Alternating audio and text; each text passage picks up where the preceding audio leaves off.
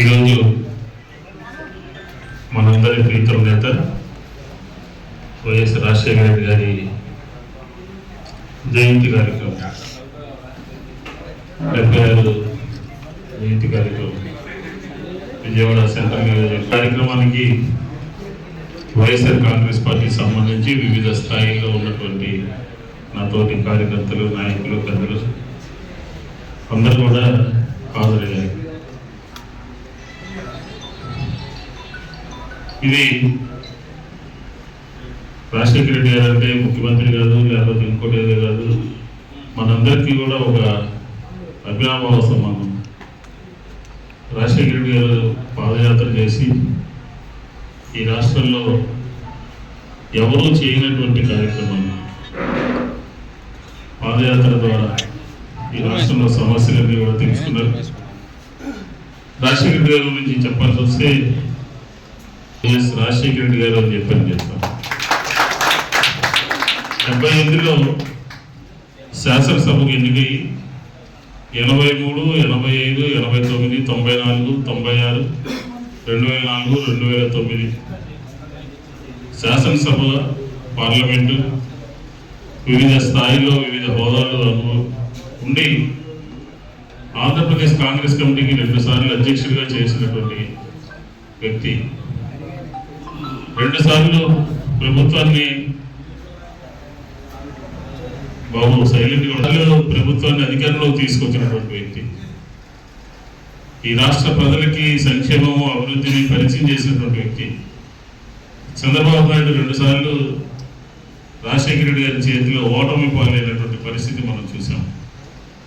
రాజశేఖర రెడ్డి గారి ప్రభుత్వంలో రాకముందు చంద్రబాబు నాయుడు ప్రభుత్వంలో రాజశేఖర రెడ్డి గారు ఏ మాట చెబితే ప్రభుత్వం ఆ రోజు అది అమలు చేసేది.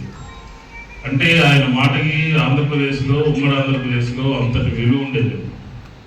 రైతులకి ఫలానా సమస్య ఉంది, రైతాంగం ఇబ్బంది పడుతున్నారు అని అంటే ఖచ్చితంగా ప్రభుత్వం ఆ సమస్య పట్ల సానుకూలంగా స్పందించే విధంగా ఆలోచన చేసినటువంటి వ్యక్తి. రాజశేఖర రెడ్డి గారి గురించి ప్రతి ఒక్కరు కూడా బాగా తెలుసుకోవాలి. ఆరోగ్యశ్రీని ఈరోజు ప్రతి పేదవాడు హాస్పిటల్కి వెళ్తున్నాడంటే, ధైర్యంగా ఉన్నాడు అంటే, ఏదన్నా జబ్బు వస్తే నా దగ్గర వైట్ కార్డు ఉంది, ఆరోగ్యశ్రీ కార్డు ఉంది అని అనుకుంటున్నాడంటే దానికి ఆలోచన చేసి దానికి రూపశిల్పి ఎవరనంటే అది డాక్టర్ రాజశేఖర రెడ్డి గారు అని చెప్పని మనం చెప్పుకోవచ్చు. ఫీజు రియంబర్స్మెంట్ కానీ, ఉచిత విద్యుత్, ఆ రోజు చంద్రబాబు నాయుడు ఏమన్నాడు, ఉచిత విద్యుత్ ఇస్తే బట్టలు వేసుకోవాలన్నాడు. కానీ చనిపోయి 10-11 సంవత్సరాల పైన అయినా కూడా ఈనాటికి కూడా ఆంధ్రప్రదేశ్లో, ఉమ్మడి ఆంధ్రప్రదేశ్లో, తెలంగాణలో ఉచిత విద్యుత్ నడుస్తుంది అని అంటే దానికి మూల పురుషుడు రాజశేఖర రెడ్డి గారు. రాజశేఖర గారు ఆంధ్రప్రదేశ్ రాజకీయాల్లో 78 నుంచి ఉన్నప్పటికీ కూడా ఒక ప్రధానమైనటువంటి ప్రతిపక్ష పాత్ర 2099 నుంచి ఆయన పోషిస్తున్నటువంటి తరుణంలో ప్రభుత్వంలో ఉన్నా లేకపోతే ప్రభుత్వంలో లేకపోయినా కూడా ఈయన మాట వేదవాక్కుగా ప్రభుత్వాలు తీసుకునేవి అని చెప్పి చెప్తాం. అలాంటిది కృష్ణా జిల్లా ముఖ చిత్రం చూస్తే రూపురేఖలన్నీ కూడా మార్చారు ఆయన 5 సంవత్సరాల్లో. చంద్రబాబు నాయుడు గారు 30 సంవత్సరాలు ఉన్నాడు, చెప్పుకోవడానికి ఒకటే ఉండదు.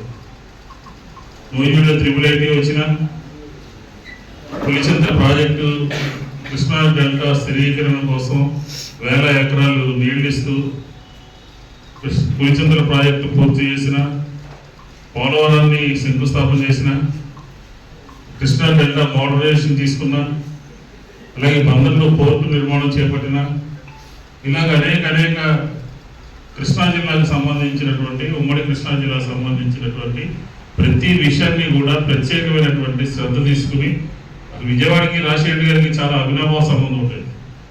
ఎక్కడికి వెళ్ళాలన్నా కూడా విజయవాడ జంక్షన్ ద్వారానే ఆయన ఎక్కువ రైల్లో ప్రయాణం చేస్తుండేవాడు. ఎక్కువ విజయవాడకి అవినాభావ సంబంధం ఉండేది. రాజశేఖర గారు ముఖ్యమంత్రి అయ్యారు అంటే మొట్టమొదటిగా ఆయన పేదల కోసం ఆలోచించాడు, మధ్యతరగతి వర్గాల వారి కోసం ఆలోచించాడు, ఉన్నత విద్యావంతుల కోసం ఆలోచించాడు. ఆయన మరణించినప్పటికీ కూడా చాలామంది జీవించి ఉన్న మరణించినట్టు రాజశేఖర రెడ్డి గారు మా మధ్య లేకపోయినా మరణించిన ఆయన ఆంధ్రప్రదేశ్ హృదయాల్లో ప్రతి ఒక్కరి గుండెల్లో గూడు కట్టుకుని ఉన్నట్టే అని చెప్పిన గంటలకు మాట్లాడినా మనకి ఎంత మాట్లాడినా కూడా సరిపోయింది. అదే ఈరోజు రాజశేఖర రెడ్డి గారి ఆలోచన, రాజశేఖర రెడ్డి గారి పనితీరు, రాజశేఖర రెడ్డి గారి నిజం, రాజశేఖర రెడ్డి గారి నిర్ణయాలే మా వైఎస్ఆర్ కాంగ్రెస్ పార్టీకి పట్టుకొమ్మలు అని చెప్పింది. జగన్మోహన్ రెడ్డి గారు అధికారంలోకి వచ్చారు.